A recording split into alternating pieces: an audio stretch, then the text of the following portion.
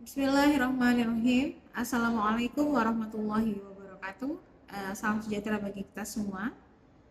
Sebelumnya, perkenalkan, saya adalah Elok Kurniana Vitasari STPMP. Saya adalah dosen dari program studi Keteknikan Pertanian, jurusan Teknologi Pertanian, Politeknik Negeri Jember. Sebagai seorang dosen, saya telah melaksanakan tugas dan kewajiban saya dalam bidang tridharma perguruan tinggi yang meliputi pengajaran, penelitian, serta pengabdian kepada masyarakat.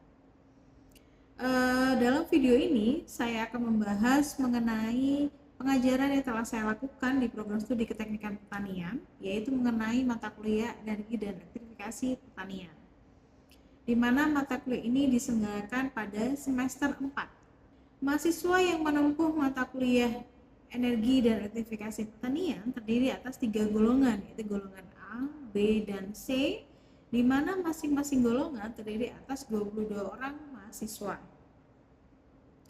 Untuk pengampu mata kuliah energi dan elektrifikasi pertanian, yaitu saya sendiri Elok Kurniana Vitasari STPMP dan juga Bapak Insinyur Anang Supriyadi Saleh MP. Untuk deskripsi mata kuliah energi dan elektrifikasi pertanian, mata kuliah ini berisi tentang jenis dan konversi energi, kebijakan konversi dan pengembangan energi dalam bidang pertanian, keterkaitan energi dan dalam bidang pertanian, kemudian pengembangan dan pemanfaatan energi listrik dan instalasinya, pengenalan energi air, surya, angin, dan energi biomasa.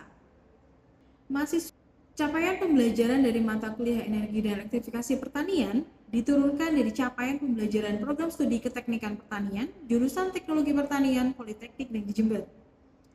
Yaitu, untuk CPNK 1, mahasiswa mampu menjelaskan mengenai jenis energi dan elektrifikasi pertanian serta pengembangannya.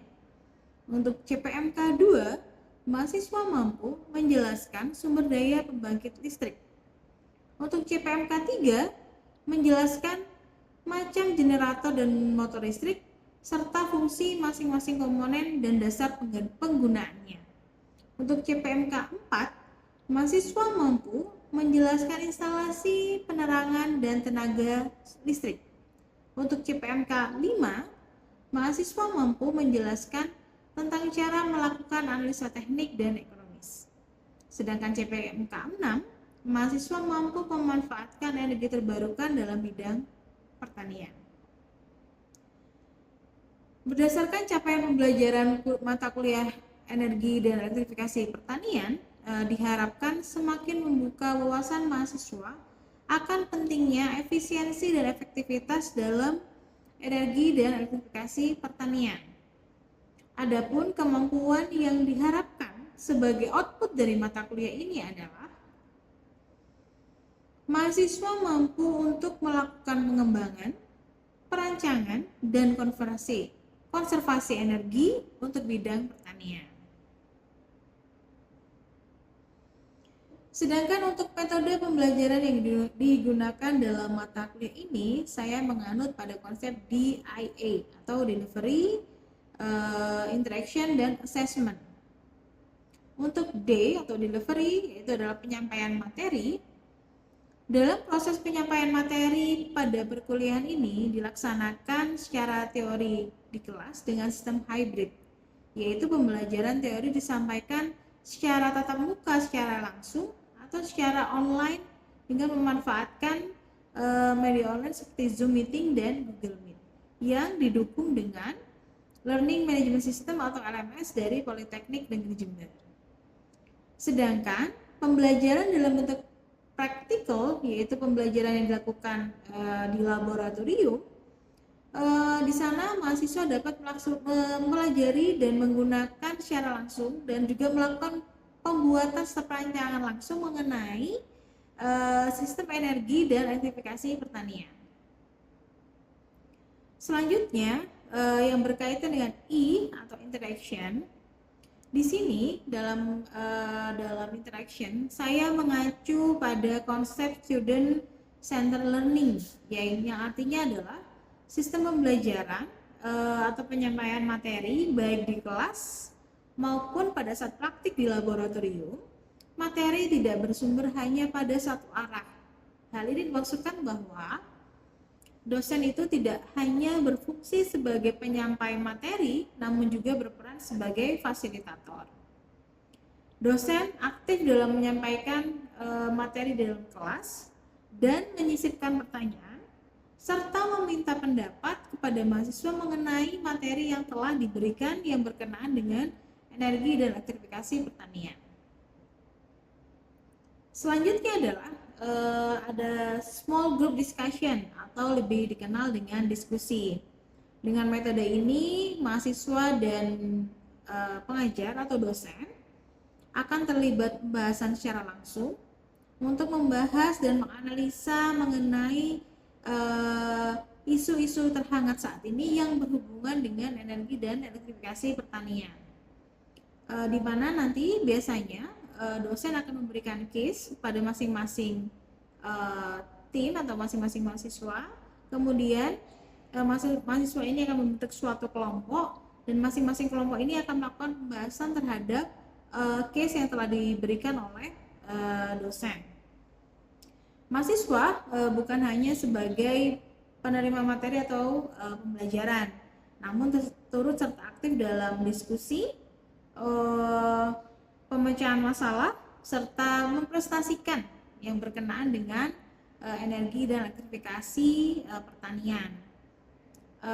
Konsep ini juga digunakan sebagai rujukan saya dalam proses penilaian dan evaluasi hasil pembelajaran di akhir perkuliahan. Di akhir pembelajaran biasanya saya melakukan semacam evaluasi atau untuk mengumpulkan feedback bagaimana tanggapan mahasiswa atau bagaimana penerimaan mahasiswa terhadap mata kuliah yang telah saya berikan, dan biasanya saya menggunakan platform online yaitu code.com. Jadi mengapa saya memilih ini? Jadi harapannya dalam mahasiswa juga lebih bersemangat karena memang sekarang dalam era yang modern. Jadi saya harus bisa mengikuti perkembangan era. Jadi setidaknya mahasiswa lebih bersemangat dalam mengikuti pembelajaran. Dan hal ini juga bertujuan untuk untuk melakukan perbaikan terhadap pelaksanaan mata kuliah khususnya energi dan elektrifikasi pertanian ke depannya. Selanjutnya adalah A atau assessment. Nah, assessment itu berkaitan dengan penilaian atau pengukuran secara objektif kemampuan mahasiswa dalam menerima pembelajaran. Nah, komponen penilaian yang digunakan dalam mata kuliah ini menganut pada konsep penilaian sekolah vokasional, di mana di Politeknik Negeri Jember 60% bentuk pembelajarannya dilaksanakan dalam bentuk praktik di laboratorium dan 40% pembelajarannya dilakukan dalam bentuk teori atau perkuliahan. Adapun komponen-komponen penilaian di dalam mata kuliah ini yaitu terkait dengan tugas. Nah, biasanya saya memberikan tugas baik pada saat pembelajaran di kelas juga pada saat praktik di laboratorium. Nah, ini bobotnya adalah sebesar 5%. Sedangkan untuk komponen selanjutnya adalah komponen penilaian berasal dari kuis. Kuis ini bisa dilakukan pada saat sebelum memulai perkuliahan atau sesudah melaksanakan perkuliahan dengan bobot sebesar 5%. Penilaian selanjutnya adalah keaktifan dengan bobot 5%. Keaktifan itu dapat dilakukan mahasiswa pada saat perkuliahan di kelas atau pada saat praktik di laboratorium. Nah, selanjutnya adalah hasil penilaian dari ujian tengah semester dan ujian akhir semester dengan bobot masing-masing sebesar 20%. Dan penilaian yang terakhir adalah dari praktikum dengan bobot penilaian sebesar 45%. Selanjutnya adalah demikian yang dapat saya berikan mengenai penjelasan mata kuliah energi dan elektrifikasi pertanian. Selanjutnya adalah video yang menggambarkan pada saat saya perkuliahan energi dan elektrifikasi pertanian pada saat di kelas. Selamat menikmati.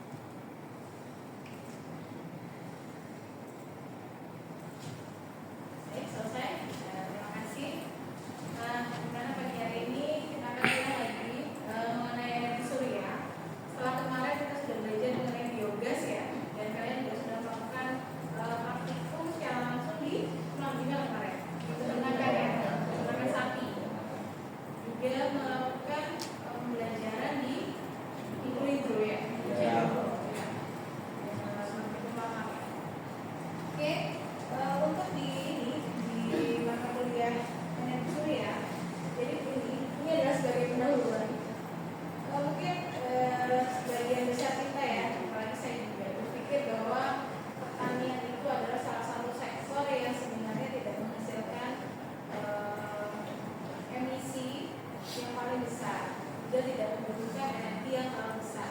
Dan saya dulu juga seperti itu. Nah, namun setelah berkembangnya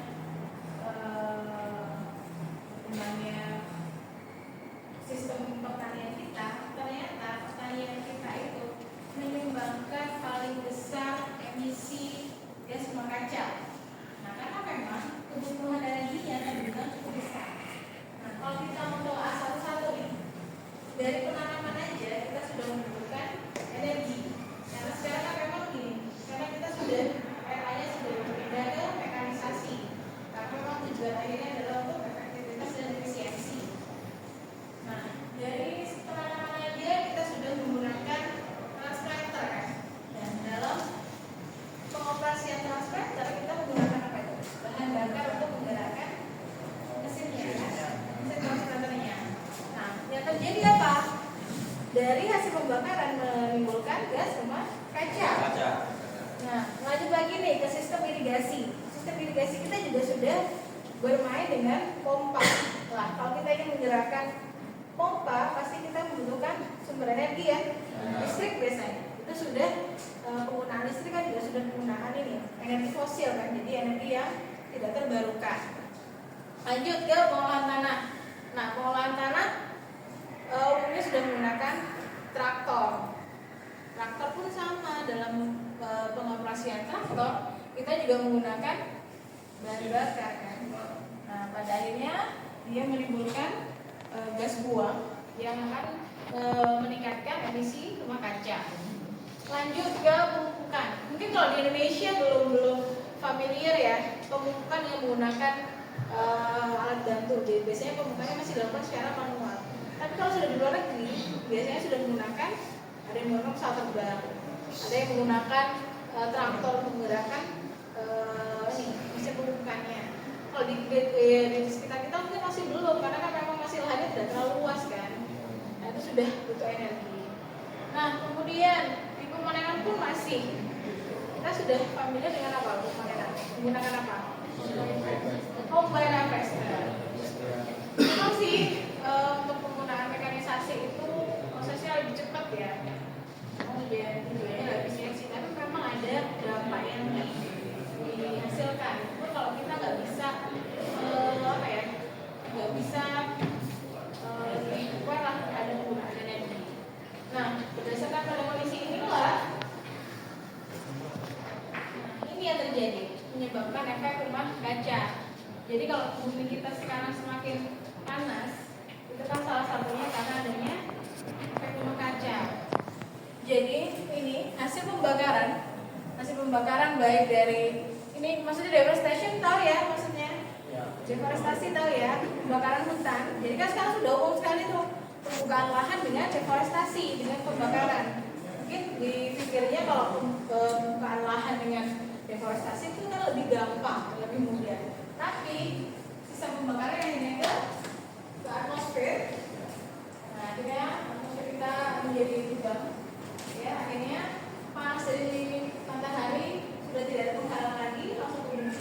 Akhirnya bumi menjadi meningkat panas. Nah, makanya berdasarkan dari kondisi inilah, kenapa kok kita sekarang mulai giat menggalakkan mengenai energi baru terbarukan. Karena kalau kita selamanya bergantung sama energi fosil, itu kan energi yang sulit terbarukan ya. Bagaimana kita memakan terbaru itu? Sedangkan dari fosil itu kan butuh waktu lama sampai dia bisa dikatakan untuk sebagai sumber bahan bakar. Makanya sekarang berpindah ke sumber energi baru yang terbarukan. Maksudnya dia tidak mudah habis. Ya. Nah, terus kemudian ini adalah beberapa jenis yang termasuk dalam renewable. Oke, gimana ya? Assalamualaikum warahmatullahi wabarakatuh. Waalaikumsalam warahmatullahi wabarakatuh. Terima kasih ya saya teman-teman dalam kuliah hari ini di mata kuliah energi dan verifikasi, di mana pagi hari ini saya akan menjelaskan mengenai energi surya. Mungkin sebelum kita melakukan perkuliahan, baiknya masing-masing dari kalian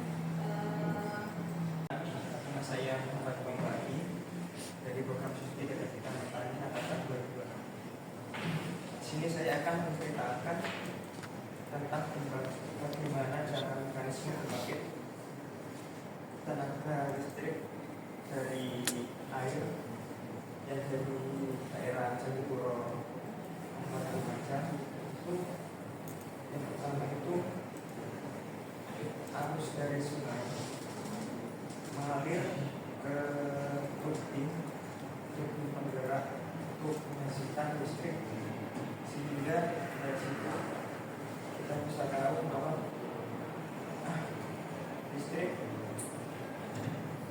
juga bisa dihasilkan dari air. Untuk proses selanjutnya yaitu ada tempat rumah, yaitu seperti rumah penghasil listrik namanya powerhouse. Terus dari powerhouse tersebut itu langsung listrik dialirkan ke rumah penduduk sekitar di Kecamatan Candipuro. Itu sekitar 116 kakak yang sudah mendapatkan subsidi listrik dari pembangkit tersebut. Dan di 116 itu ada juga pembagian rumah yang menggunakan tenaga listrik PLN, sehingga tidak 116 kakak ini seluruhnya tidak menggunakan yang Kenapa tak semuanya ya? Karena memang tidak mencukupikan atau itu karena dari pengurus tersebut itu langsung dialihkan ke rumah. Jadi apabila kalau semisal aliran sungai tersebut tidak deras atau sedang asam, itu maka langsung mati semua. Jadi dari penduduk mungkin setengahnya itu menggunakan PLN ya, mengatasi kalau terjadi arus tidak deras. Jadi memang berdasarkan dari kekuatan harus berdasarkan dari ini ya, dari debit sungainya. Ya. Kalau debitnya nggak terlalu tinggi, berarti jadi penurunan energi ya. Karena kan untuk menggerakkan turbinnya ya. Iya. Debit air sungai dia akan menggerakkan turbin. Kemudian karena gerakan listrik kan menghasilkan listrik ya. Jadi air listrik itu yang disalurkan. Tapi untuk misalkan dirasa kurang oleh masyarakat akan menggunakan dari PLN. Tapi kan tidak 100% menggunakan yang PLN kan. Terima kasih. Oke, gitu ya. Jadi kan memang ini ya kalau berdasarkan ini penggunaan listrik dari listrik dari turbin itu memang berdasarkan dari kekuatan atau debit dari aliran yang digunakan. Jadi semakin tinggi debitnya maka akan semakin tinggi listrik yang dihasilkan. Ya. Oke, kemudian selanjutnya, nah ini adalah energi. Itu sebenarnya adalah pertanyaan yang paling sering ditanyakan pada saat ujian tugas akhir. Sebenarnya dari kakak-kakak sekalian itu yang kadang bingung, energi itu sebenarnya apa? Jadi ada yang kembali antara energi dan daya. Jadi kalau energi itu sebenarnya adalah kemampuan. Jadi adalah kemampuan untuk kita melakukan kerja atau usaha. Jadi sebenarnya nih, kalau kalian tadi pagi sudah sarapan? Sarapan ya, jadi kan sudah ada energi yang masuk. Jadi bisa oke kan mengerjakan aktivitas hari ini kan. Kalau memang ada energi, bagaimana? Nah, kemudian karena memang sekarang populasi di dunia kita semakin meningkat kan, otomatis kebutuhan akan energi itu akan juga semakin meningkat. Padahal tersedianya energi yang tidak terbarukan yang sering kita gunakan untuk bakar itu kan tidak selamanya tersedia. Makanya kita sekarang berpindah ke energi yang terbarukan. Matahari, air, angin, biomasa, kemudian geotermal. Nah, sekarang saya akan menjelaskan mengenai energi surya. Karena kan memang gini, Indonesia ini kan dianugerahi 2 musim ya, musim panas dan musim hujan. Jadi untuk pemanasan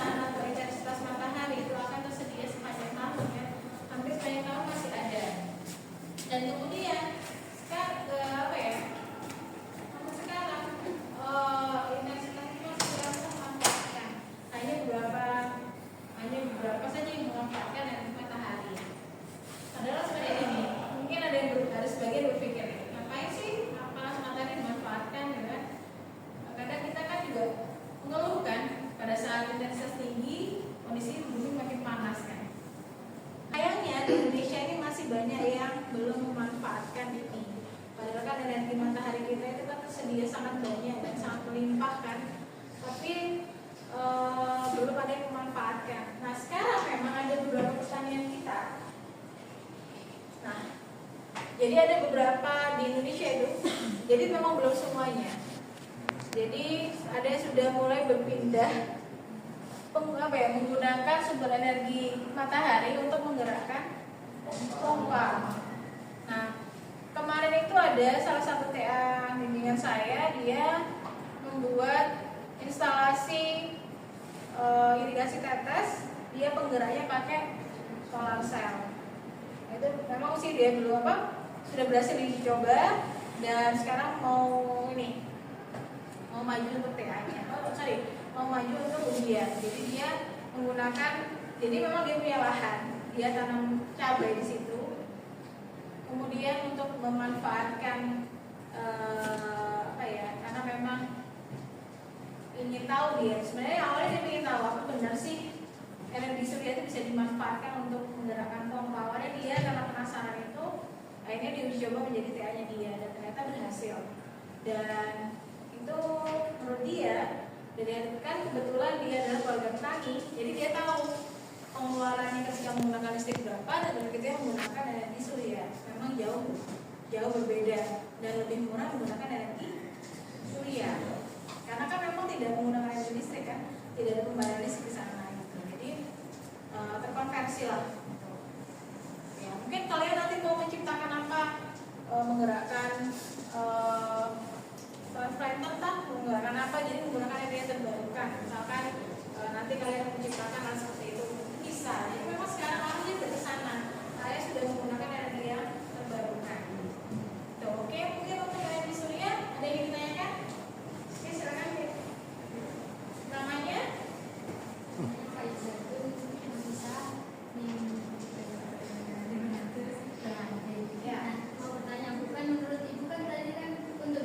Di Indonesia sendiri masih banyak yang belum memakai energi surya. Nah itu alasannya kira-kira apa?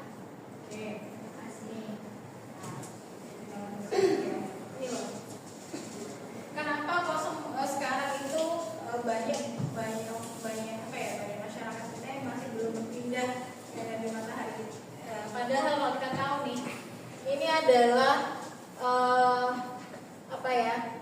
potensi energi matahari ada di Indonesia.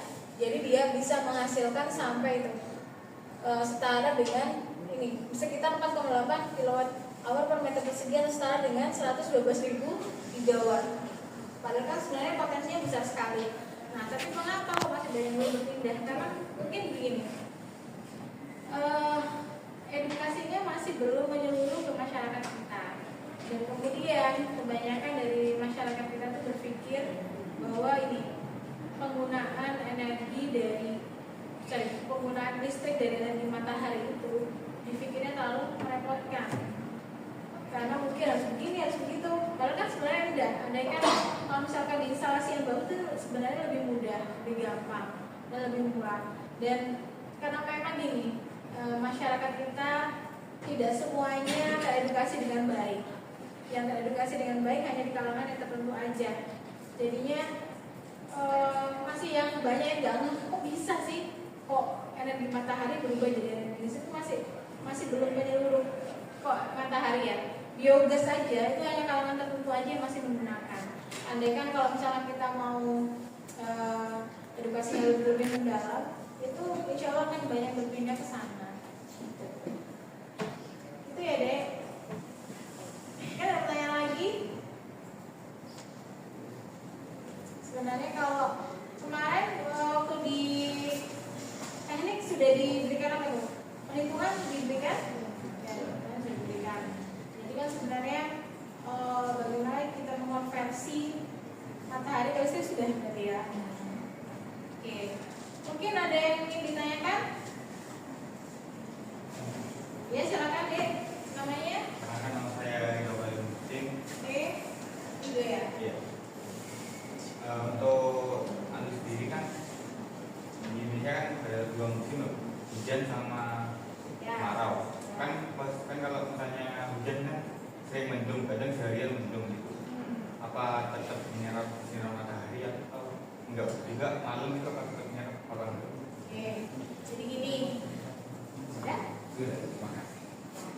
Jadi di sistem energi penggunaan energi yang dari mana?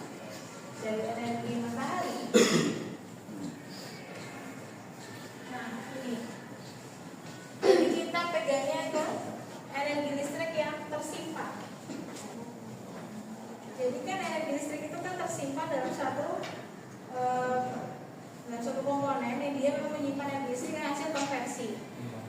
Nah, banyak tidaknya energi listrik yang tersimpan itu tergantung pada kapasitas penyimpanan memang.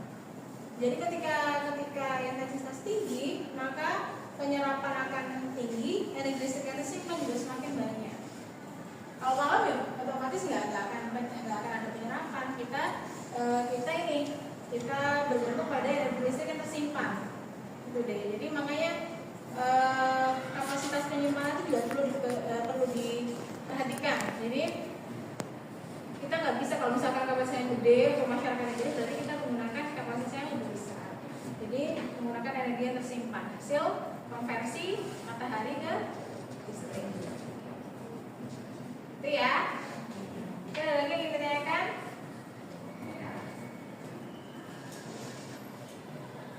Ya. Oke. Terima kasih untuk kuliah hari ini. Semoga apa yang saya berikan bisa bermanfaat untuk kalian semua. Saya mohon maaf bila ada kekurangan. Saya akhiri. Terima kasih. Wassalamualaikum warahmatullahi wabarakatuh.